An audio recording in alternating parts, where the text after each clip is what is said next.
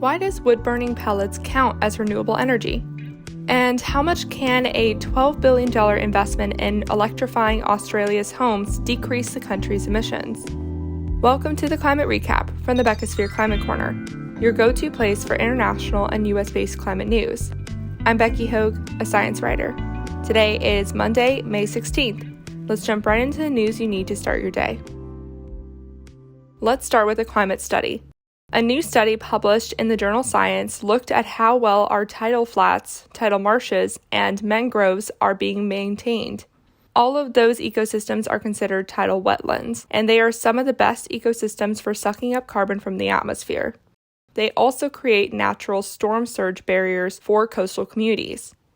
Research using satellite data has determined that the Earth has lost 4,000 square kilometers of its tidal wetlands from 1999 to 2019.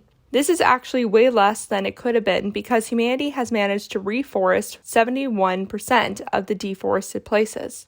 Most of this loss is the result of aquaculture, agriculture, and urban development, as well as sea level rise and erosion. This study's findings could, quote, allow us to finally scale up local measurements of carbon accumulation to estimate the size of coastal carbon sinks, a scientist unrelated to the study told Carbon Brief. Now for some climate victories. The UK started a £120 million fund to develop nuclear power technology, called the Future Nuclear Enabling Fund. It will help the government reach its goal of 8 nuclear reactors by 2030. Potentially increasing its percentage of the UK's energy supply from 16 to 25%. This isn't the first time the UK has tried to revive its nuclear plant supply, though, so we'll see if this time they create more than one. Scotiabank, the 9th largest bank that finances fossil fuels, has left the Canadian Association for Petroleum Producers as potentially part of its slow effort to divest from fossil fuels. It didn't provide a reason. But this leaves the association without any member banks at a time it's been trying to counter investment firms' efforts to divest from fossil fuels. Scotiabank used to sponsor the Fossil Fuel Lobby Group's symposium, which allows fossil fuel companies and investors to mingle. Now for some climate fails. The Saudi Arabia oil and gas company Saudi Aramco just passed Apple in becoming the world's most valuable company after closing out trading last Wednesday with a market cap of close to $2.43 trillion.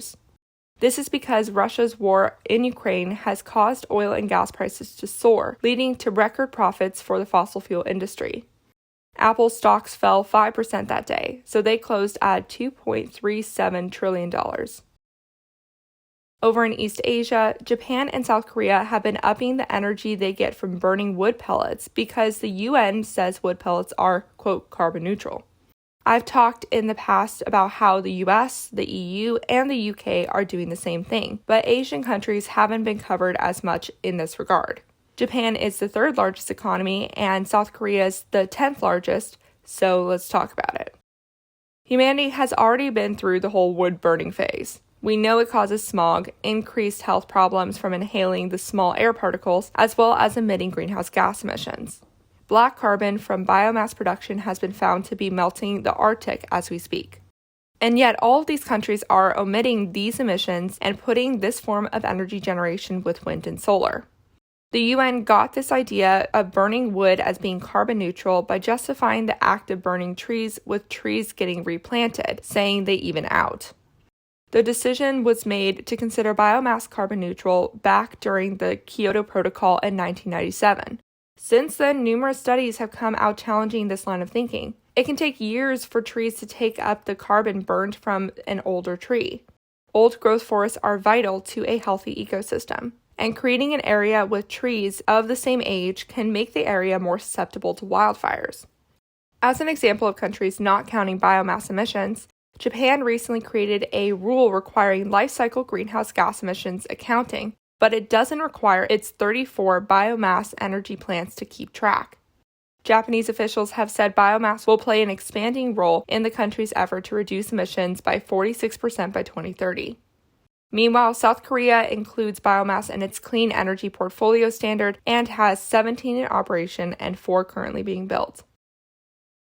Meanwhile, a hydroelectric dam complex in Argentina, funded by China, is facing backlash from environmentalists and indigenous groups who are worried about its impact on local glaciers. The complex is made of 2 dams and is expected to supply 5% of the country's energy needs. But it might also flood wetlands, destroy ancestral Mapuche land, and disrupt the trajectory and melt rate of some of the world's largest glaciers. The dams are being built on the Santa Cruz River, which is the largest waterway in the area and home to more than 1,000 glaciers. Despite tons of lawsuits from many different concerned groups over this in the last several years, the project is still continuing.